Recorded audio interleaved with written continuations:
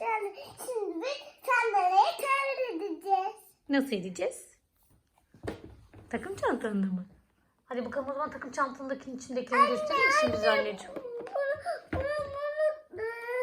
Bunu çevirir misin?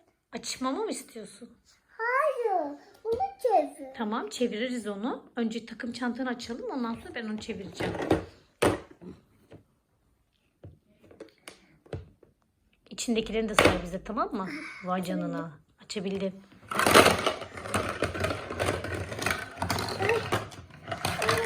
Ne var içlerinde? Sayalım mı önce aletleri? Evet. Tamam. Hadi başla bakalım. Şunu kapatayım. Kapat bakalım. Tamam. Aferin kızıma. Sayalım mı şimdi bunlar ne? Bu ne?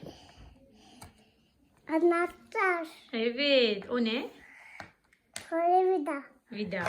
O ne? Testere. Bravo. O ne?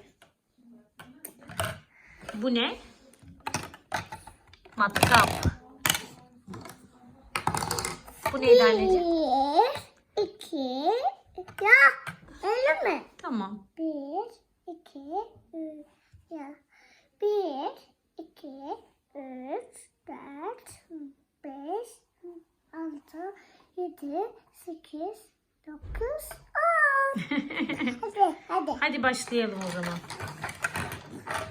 Anneciğim çekiç hangisiydi çekiç? Şu, Bravo. Matkap? bu.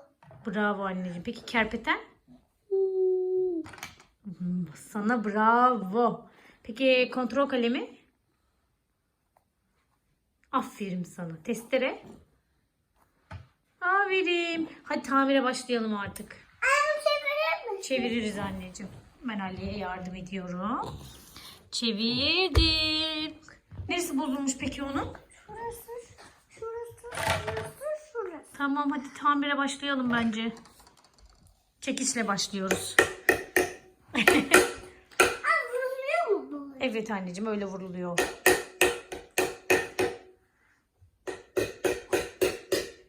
Oh. Güzel yap, sağlam olsun anneciğim. Sonra onu otursak düşmeyelim. Ne? Sağlam olsun, tamam mı? Güzel tamir et. Matkap.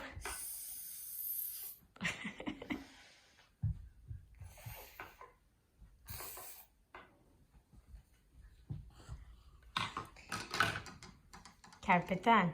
Buraya yapıyorum. Diğer tarafı. Anneciğim diğer tarafı kerpeten. Hayır. Orası ters tarafı. Kerpetenin diğer tarafında yapacaksın. Ters değil ki. Tamam sen bilirsin. Şaşkın. Sırada ne var acaba? Testere.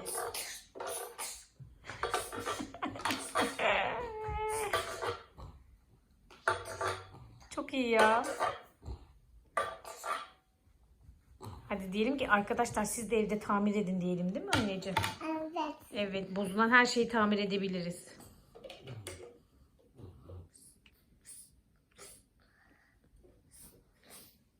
Aliye şimdi mesela usta oldu.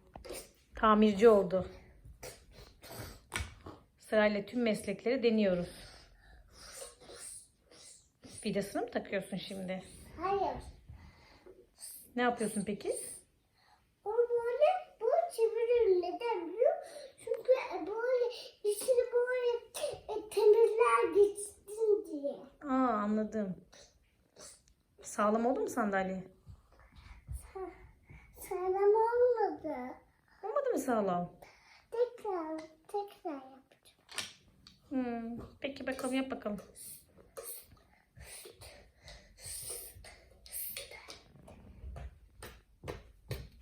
Sağlam oldu gibi. Ama sen bilirsin.